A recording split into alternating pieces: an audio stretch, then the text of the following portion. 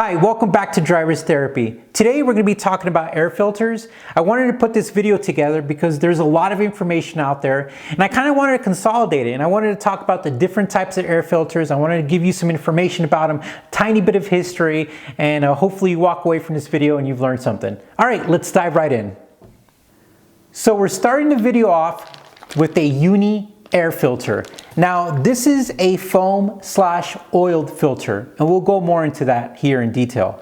Now I want to talk about that real quickly. Just a week ago I was talking to a guy that I met. He has a 1940s Oldsmobile, and while here's a picture of it, it is really cool car. While he was talking to me, he showed me some other cars of that era. And while we were looking at the engine, I learned something crazy. I learned about an oil bath filter.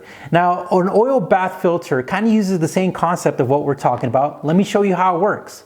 Here's a picture of the diagram. Now, the air comes in, it goes down, and it hits a reservoir, a small reservoir of oil. As the air passes through there, it's being filtered, and then it comes up and it goes through to continue on to the combustion cycle. Now, if you look back at 2020 with our Uni Filter, it's kind of the same design where they have oil as a filtration system. Now, before I forget, our Canon air filter also uses a type of oil to filter, but it's very different. Because as you could tell, our Uni Filter is kind of quarantined. That's not the best word to use right now, but it is. And there's oil all over it. Now, here's the thing about Uni filters that I want to go more into depth. Okay, so talking about foam oil filters. Well, let me tell you a little bit about where they originated from. The biggest motorsports group that uses these filters are dirt bikers. Now, dirt bikers, of course, the first word is dirt. They're out there in some harsh conditions for mechanical parts, of course, and they utilize these type of filters, which is pretty cool. Now, I haven't seen a lot of these filters in cars. It's kind of new to me. I know they've been out there for a long time because when I was researching, people were talking about this filter particularly for the NSX a while back, but I haven't seen them in other cars.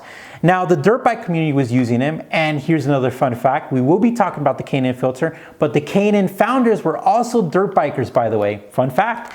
So essentially, they were using the oiled foam filter for their dirt bikes. Now, how does it work?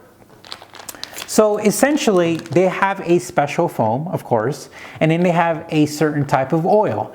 And since the foam is more porous or more open, it allows air to get through. But when you add the oil in there, it captures any particles or dirts in there, and it becomes a more free-flowing, better filtering filter out there, which is pretty neat. And I think that's pretty cool. So people have seen a lot of success on this. But guys, we have to be a little bit completely honest here in driver's therapy, and we have to talk about the things that people have not liked about them, just so we can give the both balancing sides of it.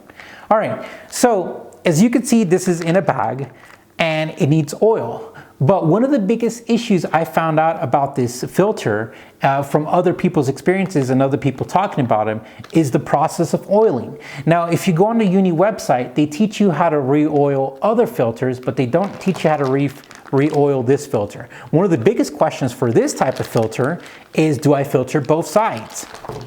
No one knows. People are giving each other information, and sometimes that's not good. That should come from the company itself.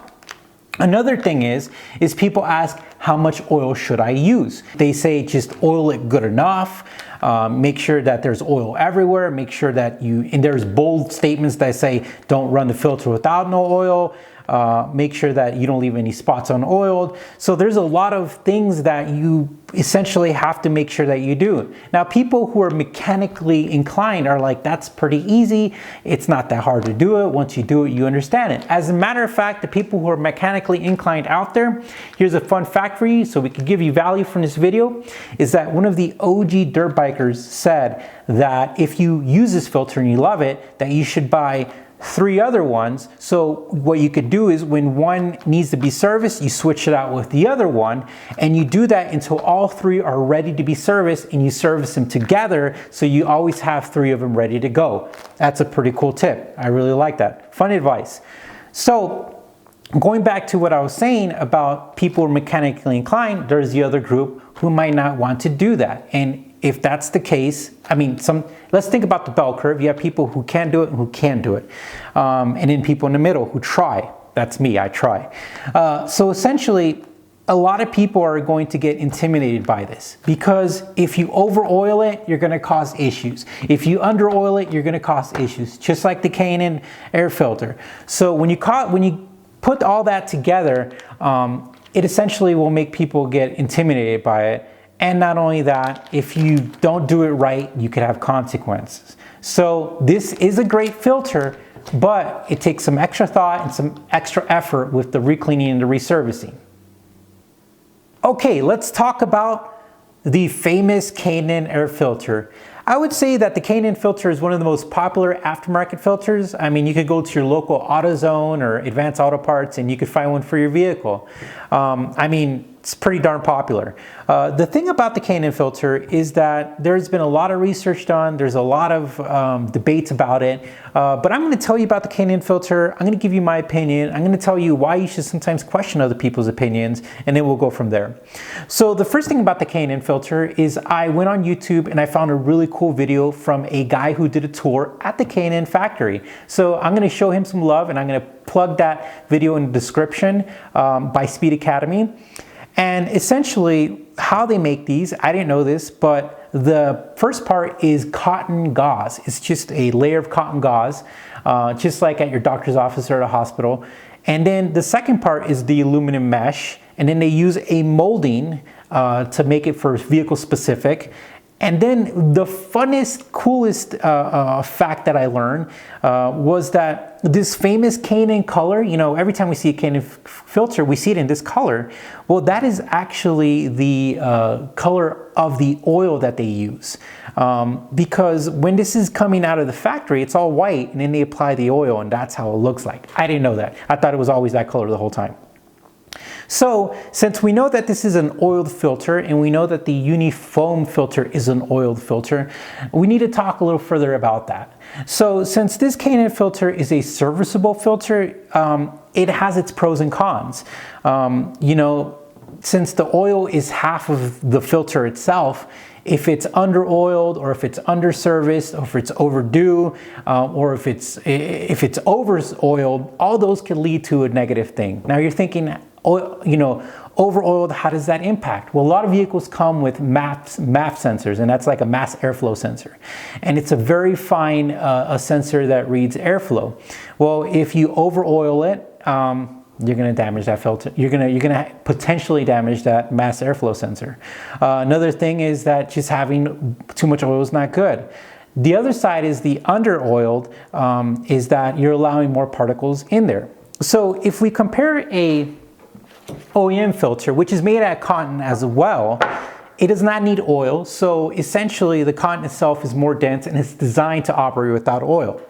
Now, if you don't have oil or enough oil in a Uni type of filter, it's designed to let more air in, more particles in, and then you're going to run into a risk in that. Okay, so the Uni filter, we're going to finish off by talking about people's experiences. Now, the Uni filter is very popular. The company's been manufacturing these filters for a long time, and they make them for all sorts of make and models, as we mentioned earlier.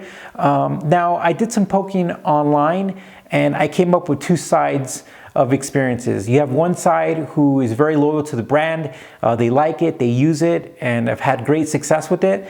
And on the other side, you have people who believe that these filters let in a lot of dirt, a lot of particles, and that they're not that good at filtering out air. Now, I stand in the middle. I believe both sides. I believe that Uni is a great upgrade. I believe that it can give you a few extra horsepower, but you have to stay on top of it. You have to make sure it's cleaned, you have to make sure it's serviced, and you have to make sure that it's oiled. And you have to understand when it's dirty and when it's not. So I know that applies to many other filters, but when we're talking about the Uni, I think it's very crucial as well to do that. Otherwise, the extra horsepower is going to come at the expense of letting in dirt and particles into your motor. Okay, well, let's go ahead and move on to the next air filter. Okay, so on to our last but not least not least, I have to make sure I say that, filtered. So this is your classic mass-produced OEM stock air filter. It's typically made out of cotton or paper. Now this particular air filter goes to the Toyota Supra. I bought it at the dealership and it's made out of cotton. Now let's talk about that real quick. So how do these filters work? Well, essentially it's made out of cotton, it has these little fibers out there, and the best way somebody described to me, it's like your nose hairs. Like when you breathe in, it captures all the outside boogers, and that's how it filters your car. Now they're inexpensive and they're not that special for a reason. Now car companies out there, they have to make money, and they're making millions of a certain model sometimes. So they need to find something that works, but they don't have to spend a lot of money. So essentially that's how you get your air filter in your car. But essentially this filter works. It does. I mean, yeah, it's not going to give you those few extra horsepower, and it's not going to be as efficient, but it's not going to kill your engine. You're going to be able to drive it. It's not going to rob you. It's not going to make you lose the next race or something like that. I mean, I don't know. It's just a normal filter. It hasn't hurt anyone's car yet, and it's not going to in the future.